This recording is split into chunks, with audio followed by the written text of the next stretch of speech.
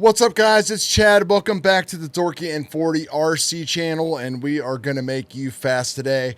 This is a little series I'm just going to call the weekly wrench and race recap, because just because we don't make videos doesn't mean that we aren't out there doing things or wrenching constantly. So I'm trying to bring everything all into one place for the content to you. Chapters below for the things that we are talking about, race recaps, all that. We'll kind of break it down by car, whatever. We'll see what's going on. First thing on the bench, video may or may not have been up already, is we've got the METRICKS ready to go for race day. I still have not got one of my orders from Sagabi Fab in yet, but I did get all of the stuff from JP3D.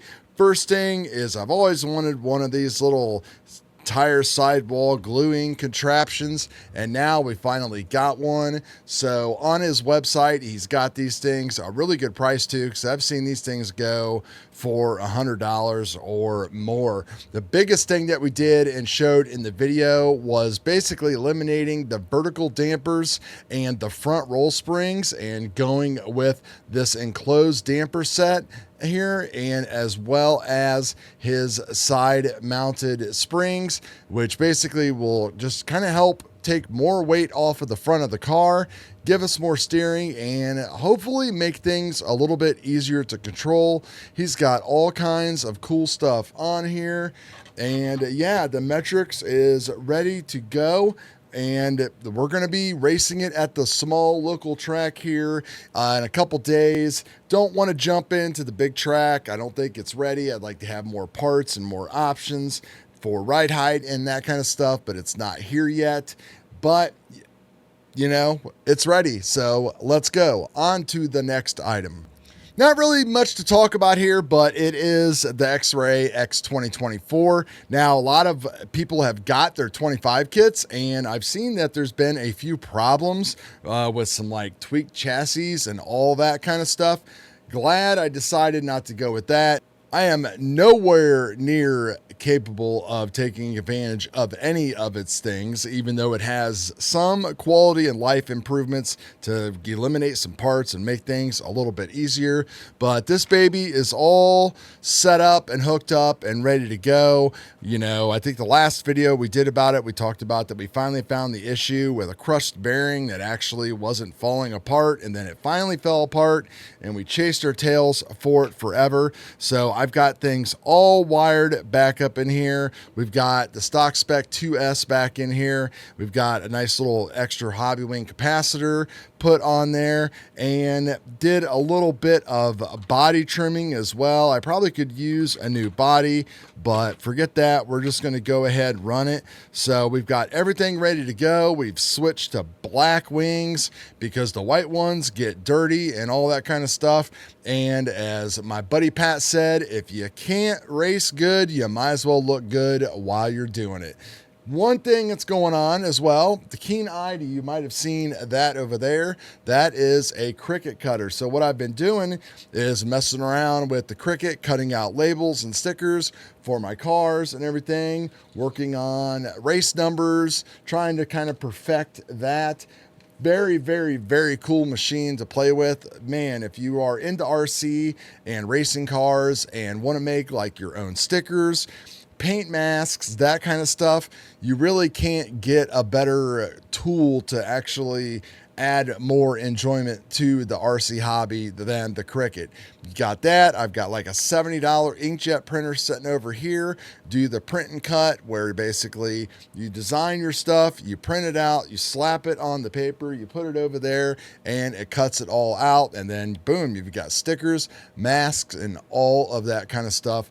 Pretty freaking awesome. Now on to the B7. We had a club race last Saturday, and I did pretty good. The changes we did, we talked about in the videos before, but the main thing was going to like 3-hole pistons, going to a lighter shock fluid, -2 tower in the rear, and B6-4 steering. I will say that the 6-4 steering is definitely awesome. It's definitely more consistent, but I'm probably going to go back to the B7 and run the KPI and all that kind of stuff, just because I feel that there were spots on the track that I was losing potential. And this was definitely really aggressive steering. So if you're looking for hyper aggressive steering, if you get the extended plates like I had on here for the B7 and bolt those on with the 6/4 parts, 3 trailing, you're all good. So speaking of the 3 trailing, I've got the associated adjustable KPI set here. It's, you know, got the plastic arms and all that kind of stuff. And it does come with the 3 trailing, which, you know, all the big shots say that's pretty much what you need to run if you are going to be running KPI, like 2 or 3. I do like the fact that they're plastic, so that way I don't have to worry about screws backing out and wallowing out like you do with aluminum type of stuff. They do sell just the actual arms or hubs, whatever, independently, so you don't have to buy the whole kit.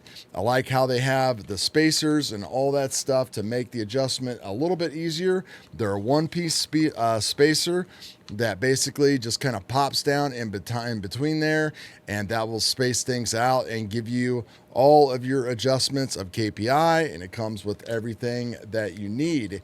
One of the big things that I've been loving about the B7 recently is running Schumacher tires. Now, these new type of, like, I can't remember what they're called, like the Mesos or the Cactus 2s or whatever with the hard foams.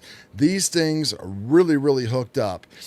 Same thing with the fronts. Now, when we were running, I did notice that like at the grip was like coming up, so I had to go up pretty high on these with the sidewall. Made the right call because in the main, I qualified 5th out of like, I think 14.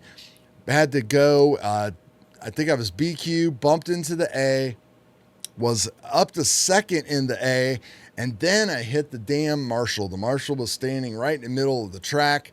That was with like halfway through, and I just couldn't recover mentally after that and started making more mistakes.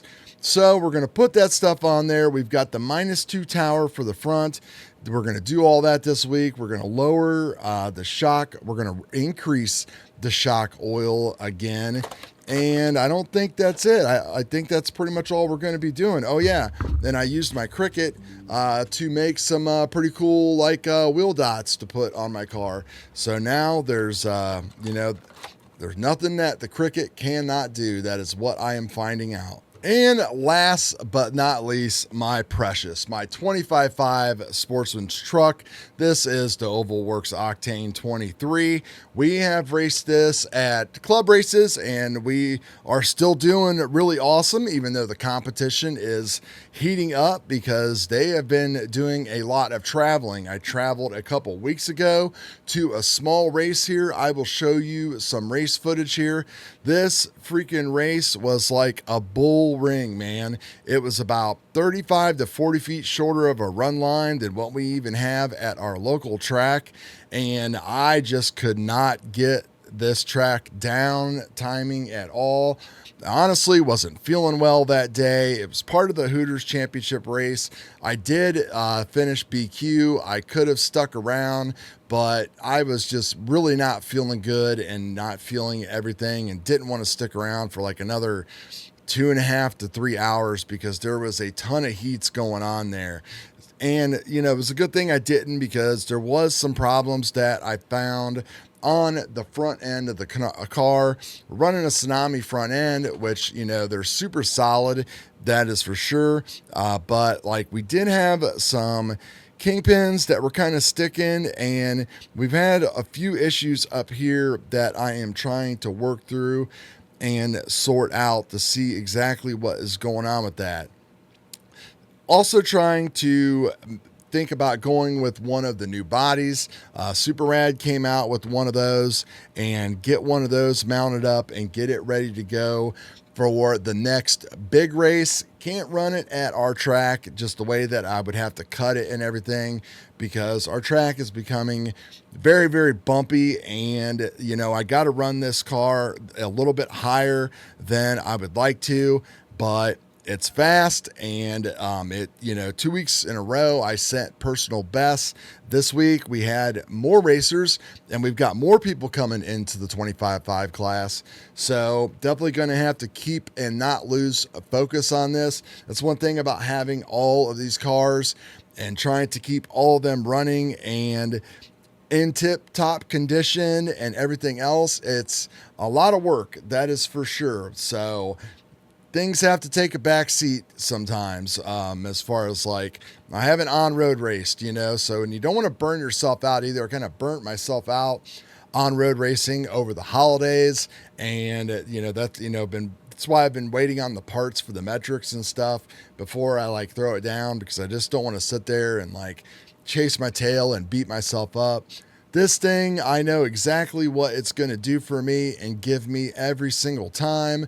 I can make a couple pinion changes, do some things with the tires, maybe put on a fresh set, and it's ready to go. Like, I check my ride height. My heights are always good. Everything is always on point with this vehicle. 25.5 Sportsman motor, with the hobby wing, just stock. Real competitive racing, and we got in some of the oval works, carbon fiber shims for the front to help get the ride height set even easier instead of using the independent screws that are underneath there. So basically you just loosen up those screws, you pull the shims out, and boom, you're changing your ride height. If I flip it around here, you can probably see that stack of shims in there. And then over here on the other side, whatever, too much work to do with the camera view and all that stuff. So I'm probably going to go race this thing locally again tomorrow.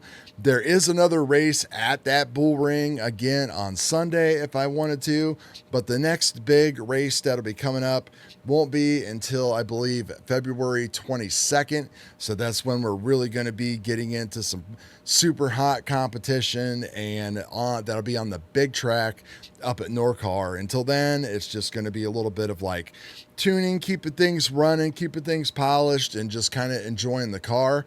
I have started to notice that like I'm seeing the apex and the race line with oval a lot different now. Instead of like trying to drive the entire corner, I'm basically just shooting for the apex now. And I've noticed that has improved my consistency and my times, and it allows you're not using as much of the wheel. So in 25.5, you're not like dragging the car down and all that kind of stuff.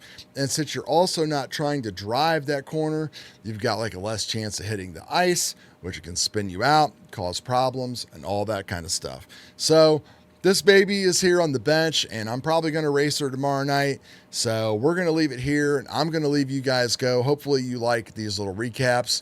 And, when something needs more attention, we'll give it to it. But for right now, that's all I got. We'll talk to y'all later. Peace.